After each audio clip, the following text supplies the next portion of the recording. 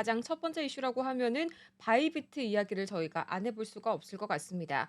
바이비트가 워낙 큰 소식이다 보니까 제가 오늘은 5분짜리 영상 2개에 걸쳐서 소식을 첫 번째로 준비를 해봤고요. 가장 첫 번째 영상에서는 지금에서는 과연 어떤 일들이 어떤 플로우로 지나갔었는지 그걸 훑어볼 거고, 두 번째로는 저희가 항상 해왔던 방식 그대로 이 원문 기사를 가지고 더 자세한 이야기 나눠보도록 할게요. 자, 그러면은 바로 첫 번째 이야기로 넘어가 보도록 할 텐데, 자, 일단은 기사 먼저 보도록 하겠습니다. 제목만 우선 훑어보고 갈게요. Latest on the Bybit record breaking $1.4 billion crypto hack. 자, 바이비트가요, 거래소죠. 바이비트 여러분 이미 다 알고 계실 겁니다. 이 밤 사이에 그리고 간밤 이 주말 사이에 일어난 바이비트 해킹 소동에 관련된 이야기 보도록 할 텐데, 사상 최대 정말 규모입니다. 14억 달러 규모의 암호화폐가 해킹이 되었다.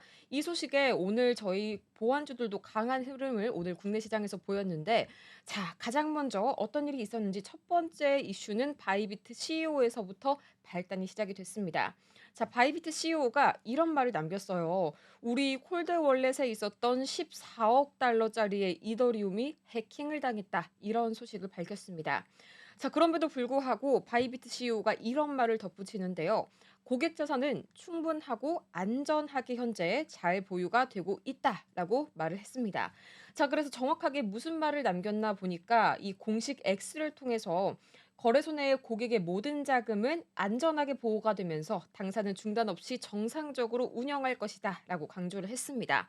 자, 여기까지는 좋았어요. 자, 그런데 여기서 창펑자오 그분이죠. 그분이 바로 등장을 합니다. 누군가요? 바이낸스의 CEO시죠. 이분이 "출금을 일단 막아라."라고 이제 좀 강수를 두게 되면서, 옛날에 FTX 붕괴 사건 기억나시죠? 그때도 창펑자오가 굉장히 강한 카운터 펀치를 한 방 날렸었는데, 저는 여기에서 갑자기 그 시점이 좀 약간 오버랩이 되더라고요. 자, 어쨌든 여기에서 인제 바이낸스 CEO 창펑자오가 지금은 처리하기 쉬운 상황이 아니고 보안 예방 조치로도 정말 "모든 출금을 잠시 중단하는 것이 좋다."라고 하면서 "필요한 경우에는 우리가 모든 지원을 제공할 것이다."라고 덧붙이기까지 했습니다. 자, 이 때문에 이제 바이낸스와 비트겟이 바이비트로 5만 개의 이더리움을 이체를 해 버린 거죠.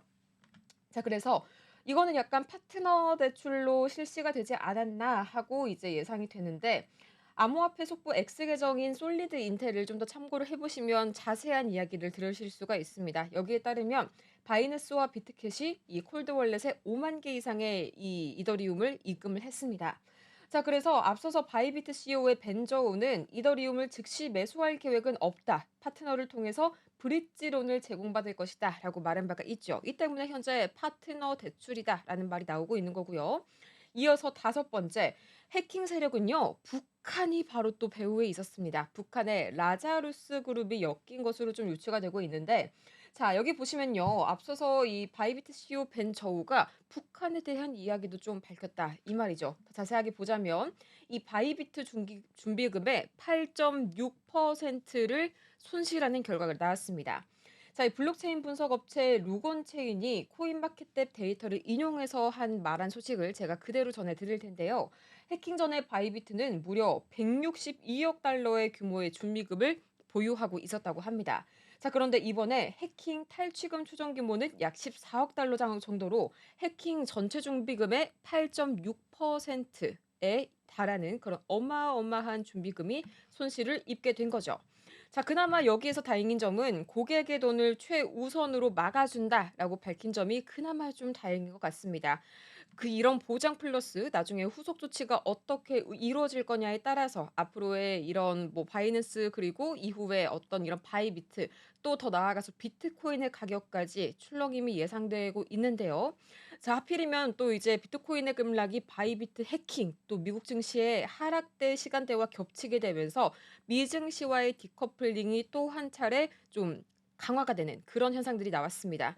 이게 좀 아쉬웠긴 했지만요. 그래도 앞으로 향후 이 초동 대처는 잘 됐다고 보니까요. 이후의 진화 과정까지 어떻게 이루어지는지 여러분도 계속해서 눈치 있게 저희 계속해서 로그온 하시는 게 중요할 것 같습니다.